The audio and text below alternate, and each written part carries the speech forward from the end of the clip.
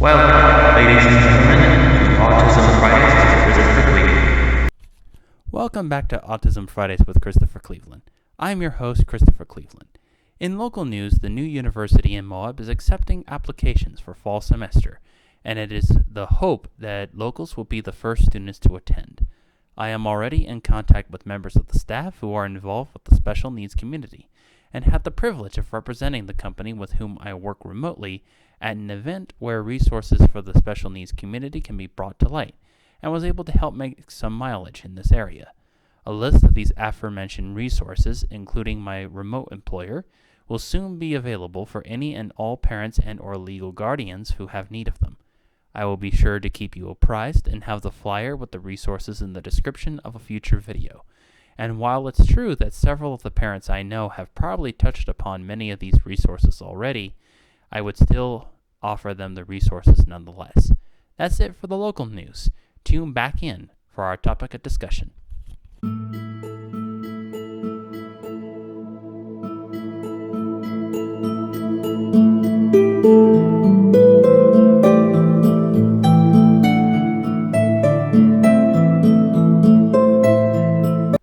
Thank you for tuning back into this episode of Autism Fridays with Christopher Cleveland. Once again, I'm your host, Christopher Cleveland. For this next episode, I wanted to contrast my spiel on manipulation with a tangent on how to teach autistic youth that it's okay to ask for help, as well as taking initiative. Bear in mind that this is better planned than my manipulation spiel was in the first place. Yeah, I said it. When I was a kid, I had idea after idea after idea, and it was easy for me to take initiative, even in the subjects with which I struggled, like math or chemistry. Unfortunately, what I wasn't initially prepared for in life was what I could do when I ran out of steam and needed fuel in the old engine again. I spent the better portion of 2 years climbing out of a pretty dark abyss after I graduated college for this very reason.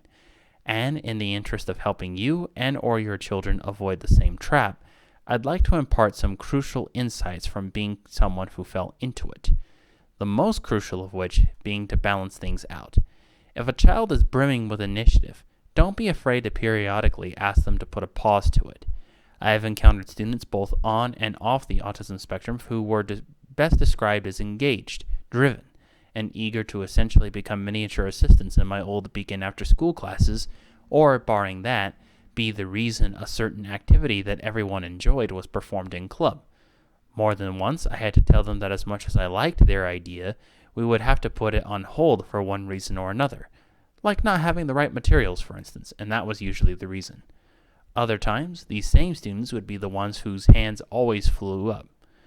After 2 or 3 times of this, I would assure them that I appreciated their enthusiasm, but I wanted to give someone else a chance.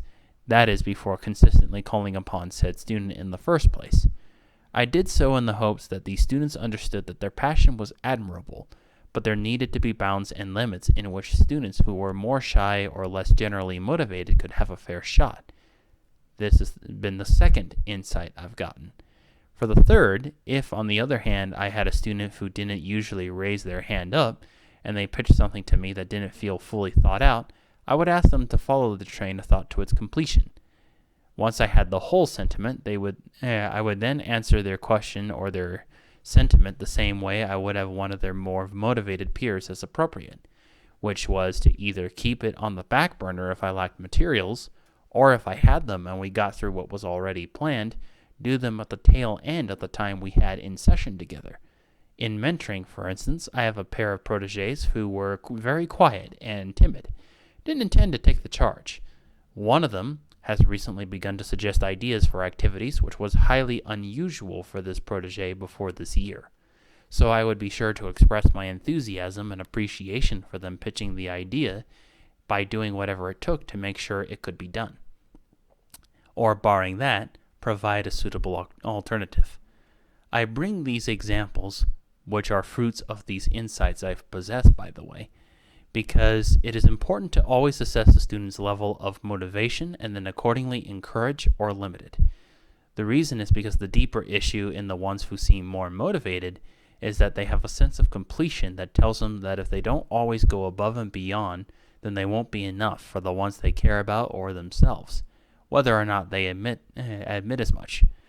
As someone who used to tie his sense of completion to being enough for his family at the expense of self-care, another mistake I realized I was making, I can assure you that it's perfectly alright to tell your quote-unquote highly motivated child that they can rest and take a pause for a little bit, because they've done enough to prove themselves as far as we adults around them are all concerned.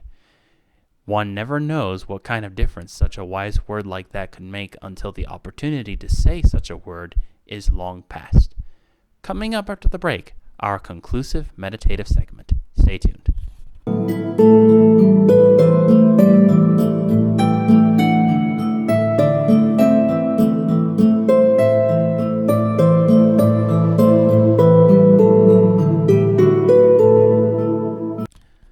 Welcome back to Autism Fridays with Christopher Cleveland. I'm your host, Christopher Cleveland. For our meditation segment to conclude the episode this week, I wanted to call on the breathing pattern mentioned in the last episode. To review, we're sitting or lying down in a comfortable place and inhaling deep through the nose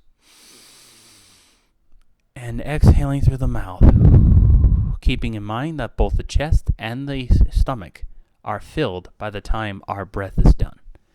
Now I would like to add a middle segment to that. Pretending that we count to 10 on both the inhale and the exhale, we're going to count to 5 after we have breathed in and hold that breath. So it would look something like this.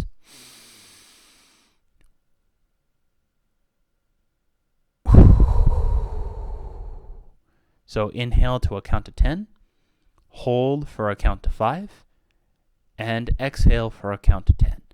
As you do so, try to feel what's going on inside your body, your heart, lungs, stomach, kidneys, all of it.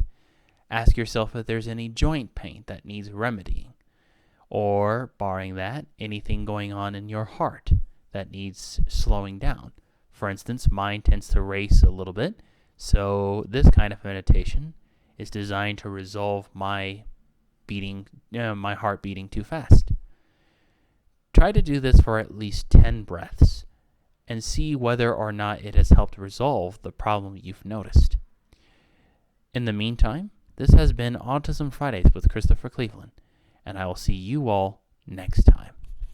Story, directed, produced, and written by Thank you for tuning in.